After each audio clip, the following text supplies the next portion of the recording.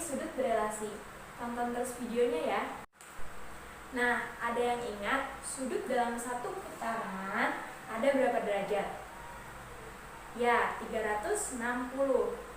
Dalam satu putaran kita bagi menjadi 4 kuadran. Nah, kuadran pertama dari 0 derajat sampai 90 derajat. Lalu kuadran kedua dari 90 derajat ke 180 derajat. Kuadran ketiga dari 180 derajat sampai 270 derajat. Terakhir, kuadran keempat dari 270 derajat sampai 360 derajat. Sebagai contoh, sudut 120 derajat terletak pada kuadran berapa ya? Ya betul, kuadran 2. Kenapa? Karena sudut 120 derajat terletak antara 90 derajat sampai 180 derajat. Dan untuk nilai trigonometrinya ada yang bernilai positif dan ada yang bernilai negatif. Nah, untuk kuadran pertama semuanya bernilai positif. Untuk kuadran kedua sin bernilai positif. Dan untuk kuadran ketiga tan yang bernilai positif. Dan kuadran keempat cos yang bernilai positif. Untuk mempermudah mengingatnya, ibu singkat menjadi secantik Sinta tanpa kosmetik. Nah, untuk rumusnya, kuadran 1 sudut dikurang 0 derajat. Kuadran 2 rumusnya 180 derajat dikurang sudut. Kuadran 3 rumusnya sudut dikurang 180 derajat. Dan kuadran 4 rumusnya 360 dikurang sudut. Jadi, secara sederhana rumusnya sudut terbesar dikurang sudut terkecil pada setiap kuadran. Sebagai contoh, ibu ambil dari buku Mandiri terbitan Erlangga. Contoh pertama, ibu ambil nomor 46 halaman 110. Nilai sin 315 derajat adalah. Nah, pertama kita tentukan dulu 315 derajat berada di kuadran berapa. Coba masih ingat kuadran berapa?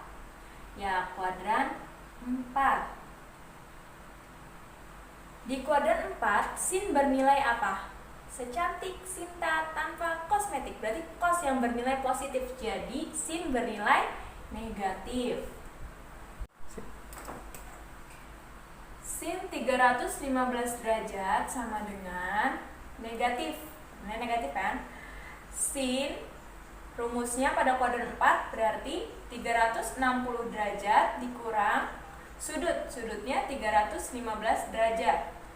Berarti negatif sin 360 dikurang 315, 45 derajat. Berarti nilai dari sin 45 derajat kita lihat pada tabel trigonometri sudut istimewa, yaitu setengah akar 2.